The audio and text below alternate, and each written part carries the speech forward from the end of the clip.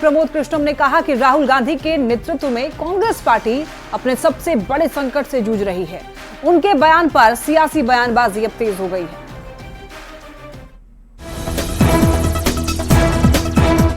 आचार्य प्रमोद कृष्णम महज 1 साल पहले तक टेलीविजन पर होती गर्मा गर्म बहस का बड़ा चेहरा रहे हैं। प्रमोद कृष्णम कमोबेश हर रोज अपने तर्कों के सहारे विरोधियों को पानी और कांग्रेस का बचाव करते टीवी डिबेट्स में दिखते थे, लेकिन आज वही आचार्य प्रमोद कृष्णम ने राहुल गांधी पर बड़ा हमला बोला है।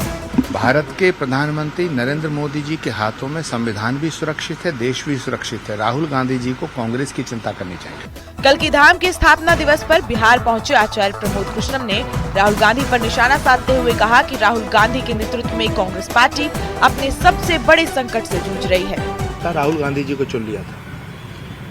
150 साल पुरानी पार्टी को खत्म करने में राहुल गांधी को 15 वर्ष लगे। पूरे विपक्ष को समाप्त करने में कितना समय लगेगा ये आप स्वयं जान सकते हैं। राहुल गांधी पर आचार्य के बयान ने बिहार का सियासी पारा चढ़ा दिया है। मतलब अभी 1 साल पहले तक यही आरती उतारते थे राहुल गांधी जी का, प्रियंका गांधी का, ये तो उनके बारे में जानना चाहिए। कांग्रेस के साथ साथ आरजेडी सांसद मनोज झा ने भी आचार्य प्रमोद कृष्णम पर पलटवार किया है।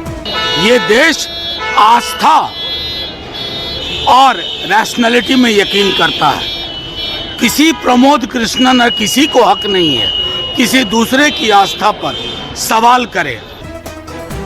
40 साल तक कांग्रेस में रहे, कांग्रेस से लोकसभा चुनाव लड़ चुके आचार्य प्रमोद कृष्णम ने सनातन का हवाला देते हुए कांग्रेस को बाय बाय बोल दिया था।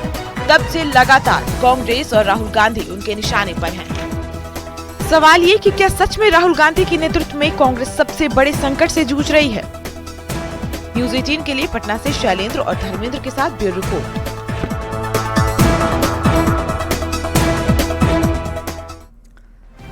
सिपाही बहाली में अभ्यर्थियों ने बड़ा फर्जीवाड़ा किया। 7वें चरण में 16 अभ्यर्थी गिरफ्तार किए गए हैं और इन अभ्यर्थियों का बायोमेट्रिक अटेंडेंस मैच नहीं हुआ। देखिए रिपोर्ट।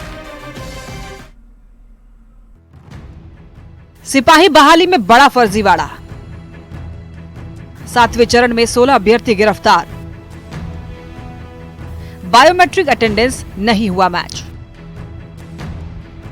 सिपाही बहाली के लिए चल रहे फिजिकल टेस्ट का 7वां चरण समाप्त हो गया है। इस दौरान पुलिस ने 16 फर्जी अभ्यर्थियों को गिरफ्तार किया है, जिनका बायोमेट्रिक अटेंडेंस मैच नहीं हुआ था।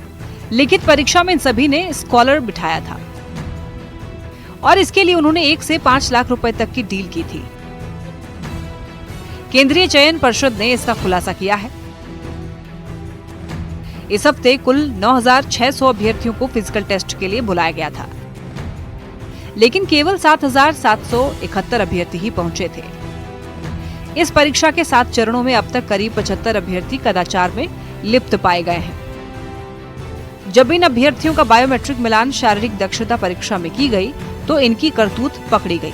कदाचार रोकने के लिए सभी केंद्रों का सीसीटीवी की लाइव स्ट्रीमिंग से इस बार निगरानी की गई थी। जैमर के दौरान केंद्राधीशों से संपर्क के लिए हॉटलाइन की व्यवस्था की गई थी। इसके बाद भी कई केंद्रों पर मुन्ना भाई अपने हरकतों से बाज नहीं आए। न्यूज़ 18 के लिए पटना से संजय कुमार की रिपोर्ट।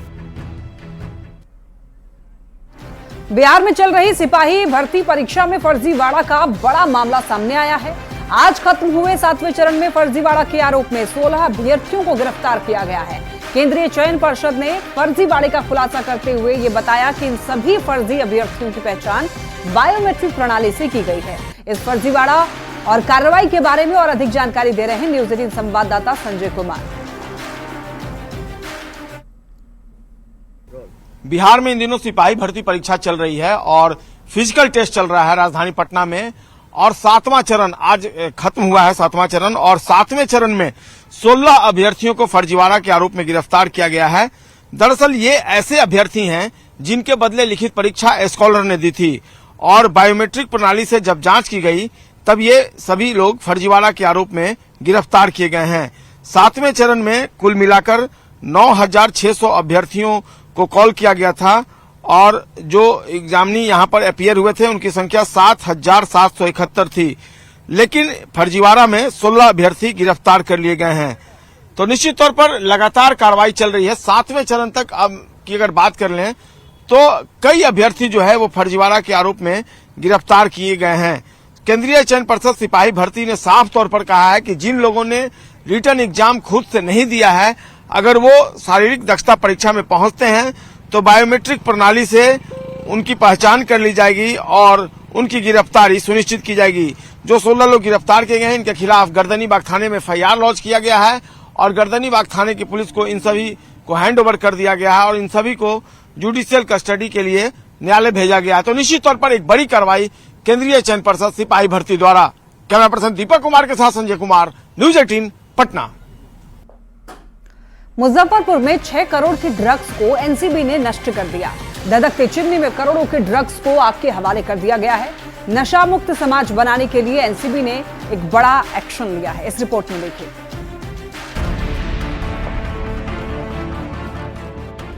धधकती चिमनी में नशा धू धू कर चल रहा है। एक एक कर ड्रग्स भरी बोरियां धधकती भट्टी में झोंक दी जा रही है। पल भर में नशे का ये सामान खाक हो रहा है। 1, 2, 3 नहीं, ड्रग्स से भरी कई बोरियां आग के हवाले कर दी जा रही है। ये तस्वीरें हैं मुजफ्फरपुर की, जहां करीब 6 करोड़ के ड्रग्स को नष्ट कर दिया गया। नारकोटिक्स कंट्रोल ब्यूरो ने बड़ा एक्शन लेते हुए करीब 100 किलो ड्रग्स को आग के हवाले कर दिया। मुजफ्फरपुर ड्रग्स डिस्पोजल सेंटर पर यह कार्रवाई की गई। एनसीबी के जोनल डायरेक्टर बिहार झारखंड के सामने ड्रग्स की बड़ी खेप को नष्ट कर दिया गया। बिहार में युवा ड्रग्स के शिकार हो रहे हैं। नशे की गिरफ्त में बिहार के युवा जकड़े हैं। ऐसे में नशा मुक्त समाज बनाने और युवाओं के भविष्य को सुरक्षित बनाने के लिए एनसीबी ने यह बड़ी कार्रवाई की है। पीएम मोदी ने ड्रग्स फ्री इंडिया का संकल्प लिया है। ये तस्वीरें उसी संकल्प को बता रही है। 6 करोड़ के ड्रग्स को पल भर में खाक कर दिया गया। न्यूज 18 के लिए मुजफ्फरपुर से प्रियांक सौरभ की रिपोर्ट। बड़ी खबर मोतिहारी से, जहां पुलिस ने बड़े शराब माफिया रंजीत गुप्ता के घर पर कोर्ट के आदेश के बाद कुर्की की कार्रवाई की है।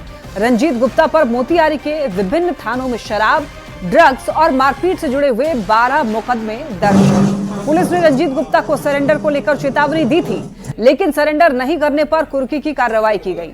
रंजीत गुप्ता की पत्नी और जिला पार्षद नीतू गुप्ता ने पति को निर्दोष बताया है। साथ ही ये भी कहा है कि राजनीतिक साजिश के तहत उनके पति के खिलाफ झूठा मुकदमा कराया गया है।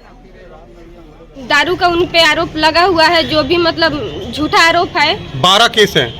कितना सारे केस फर्जी है, कोई भी इलीगल केस नहीं है। अच्छा। सिर्फ पॉलिटिक्स से रिलेटिव है सारे, मतलब जितने भी हम लोग के दुश्मन हैं, हम लोग को बैक करने के लिए सारे रच रहे हैं, जो आज कामयाब दिख रहे हैं। बड़े शराब माफिया हैं और एनडीपीएस और शराब से संबंधित दर्जनों केस इन पर दर्ज है।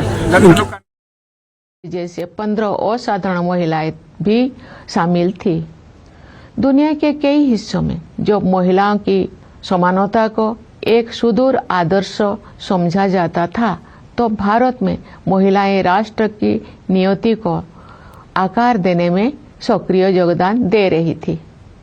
हमारा संविधान एक जीवंत दस्तावेज इसीलिए बन पाया है क्योंकि नागरिकों की निष्ठा सदियों से हमारी नैतिकता परक जीवन दृष्टि का प्रमुख तत्व रही है।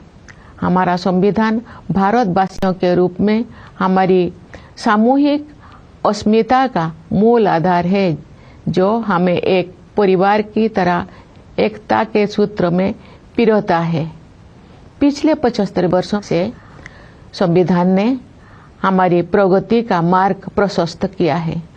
आज के दिन हम संविधान सभा के प्रारूप समिति के अध्यक्ष डॉक्टर भीमराव अंबेडकर, सभा के अन्य प्रतिष्ठित सदस्यों, संविधान के निर्माण से जुड़े विभिन्न अधिकारियों और ऐसे अन्य लोगों के प्रति अपनी कृतज्ञता व्यक्त करते हैं, जिनके कठिन परिश्रमों के फलस्वरूप हमें ये विलक्षण ग्रंथ प्राप्त हुआ।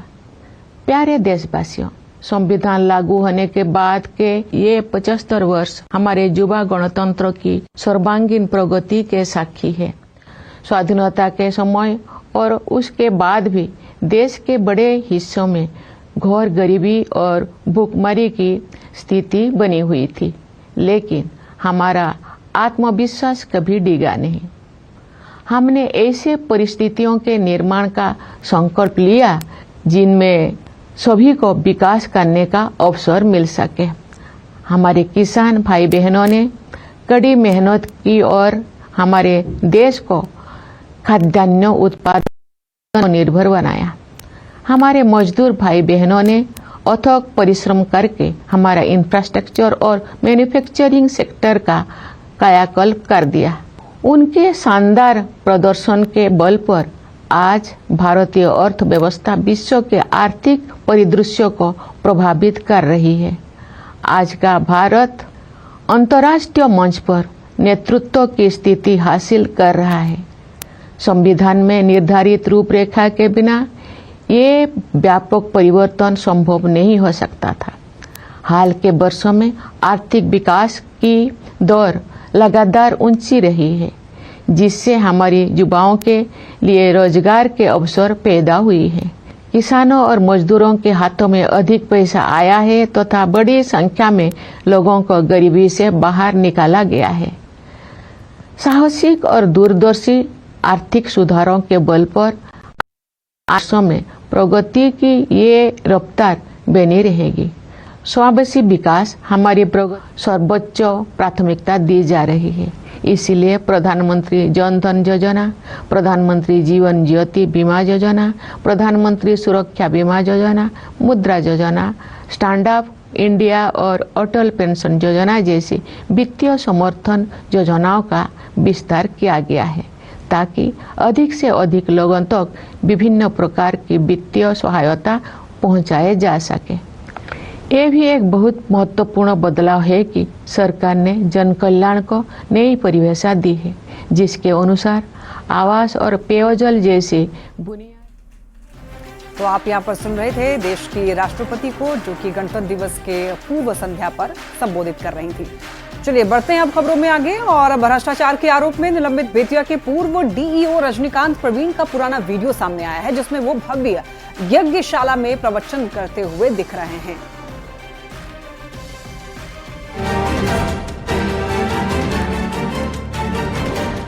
नोटों की गड्डी की ये तस्वीरें आपको याद ही होंगी, जिनको गिनते गिनते अधिकारियों की उंगलियां दुख गईं, जिन्हें गिनने के लिए नोट गिनने वाली 2 मशीनों को मंगाना पड़ा। नोटों का ये कैश लोग रजनीकांत प्रवीण नाम के उस भ्रष्ट अधिकारी का था, जो बेतिया में डीईओ के पद पर तैनात था और भ्रष्टाचार के आरोप में अभी निलंबित है। रजनीकांत प्रवीण के ठिकानों से इतनी संपत्ति मिली, जो बिहार के ज्यादातर आम इंसान ने जिंदगी भर देखी नहीं होगी।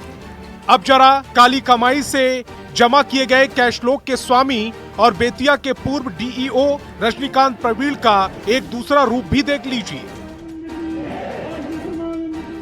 देखिए कैसे गेरुआ वस्त्र पहने रजनीकांत प्रवीण जयकारा लगवा रहे हैं और लोग उनके इशारों पर जयकारा लगा रहे हैं।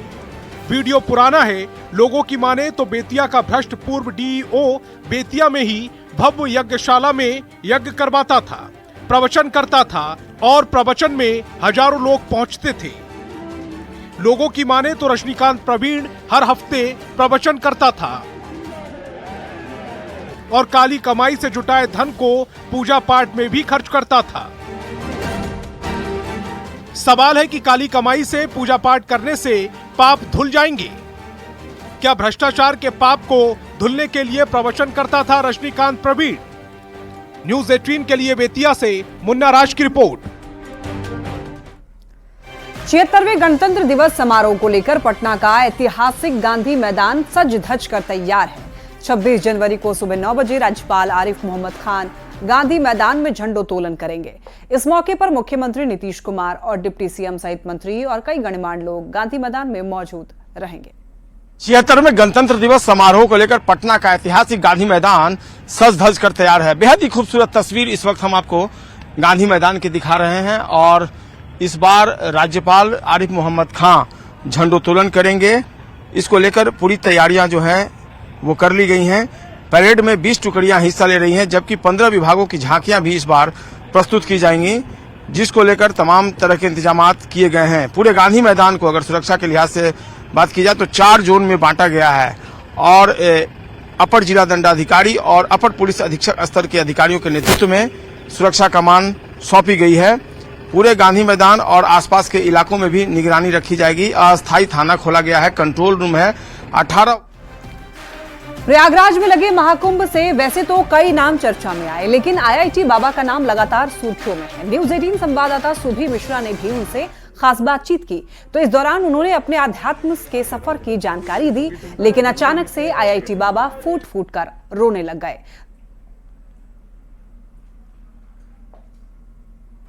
इस वक्त की एक बड़ी खबर, पद्म पुरस्कारों का ऐलान हुआ। ये बड़ी खबर सामने आ रही है। देखिए, पद्म पुरस्कारों का ऐलान हो चुका है और ये बड़ी खबर न्यूज 18 आपको बता रहा है।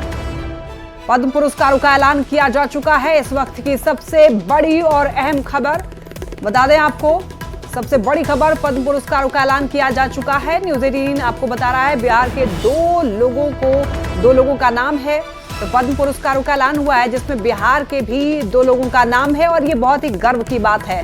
पद्म पुरस्कारों में बिहार के भी 2 लोग शामिल हैं और बिहार के लिए ये गौरवान्वित करने वाला ये पल है, पद्म पुरस्कारों का ऐलान, और इसमें बिहार के भी 2 लोगों का नाम।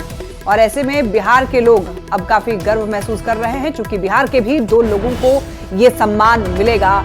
इसी वजह से गौरवान्वित करने वाला ये पल, पद्म पुरस्कारों का ऐलान किया जा चुका है।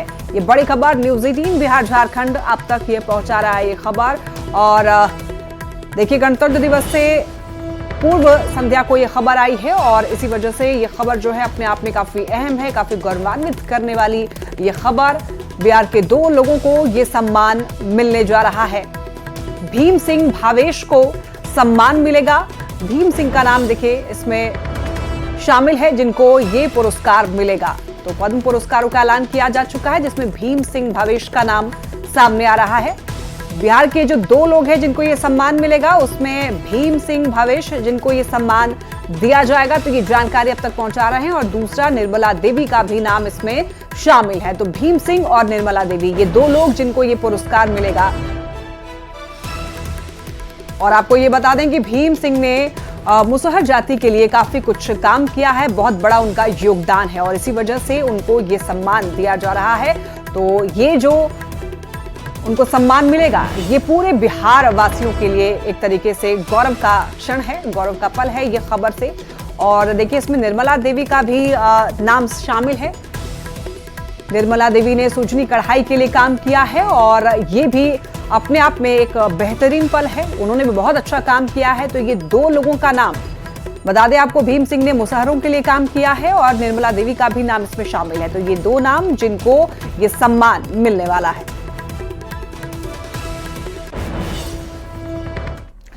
न्यूज 18 पर बोले सीएम योगी आदित्यनाथ, 7500 करोड़ का बजट शहर के विकास में खर्च हो रहा। और देखिए, रोड, ओवरब्रिज, अंडरपास, फ्लाईओवर में खर्च हुए। 45 दिन में समागम से 2 लाख करोड़ का इजाफा। नई अर्थव्यवस्था यूपी और भारत दुनिया को देने जा रहा है। तो जब भी अपनी ताकत को पहचानोगे, ऐसे ही आगे बढ़ेंगे। यूपी की जीडीपी का 10% योगदान अकेले कुंभ देने जा रहा है। Editor in chief Rahul Joshi से खास बातचीत में उन्होंने ये बातें कही। तो रात 8 बजे देखिए सीएम योगी का महा एक्सक्लूसिव इंटरव्यू। मैंने सुना है कि 7,500 करोड़ रुपए जो है लगे सब भव्य आयोजन करने में। यहाँ पे इस एरिया में इकोनॉमिक एक्टिविटी कितनी बढ़ी है सिर्फ इन दिनों में, इन 40? देखिए, मैं जो 7,500 करोड़ रुपए खर्च हुए हैं वो केवल आयोजन में ही नहीं, बल्कि प्रयागराज सिटी को जोड़ने वाले जो कनेक्टिंग मार्ग्स हैं, हाईवे हैं, उनमें, रेलवे स्टेशंस में, एयरपोर्ट पे और प्रयागराज सिटी के सर्वाधिक यानी एक व्यवस्थित डेवलपमेंट में रोड, ओवरब्रिज, अंडरपास, फ्लाईओवर्स, इन सब में मिलाकर के इतना खर्च हुआ है। और ये सारी जो भी आप यहाँ पे समागम देख रहे हैं और अगले 45 दिनों के अंदर देखेंगे, इससे उत्तर प्रदेश की इकोनॉमी में कम से कम 2 लाख करोड़ रुपए का इसके माध्यम से ही ग्रोथ होने वाली है। तो यह एक नई इकोनॉमिक्स उत्तर प्रदेश और भारत दुनिया को देने जा रहा है कि आप जब भी अपनी ताकत को पहचानेंगे तो ग्रोथ इसी प्रकार से आगे बढ़ेगी। 2 लाख करोड़ मतलब करीब करीब 10% जीडीपी यूपी का जो जीडीपी होगा उसका 10% योगदान अकेले महाकुंभ देने जा रहा है। और इसी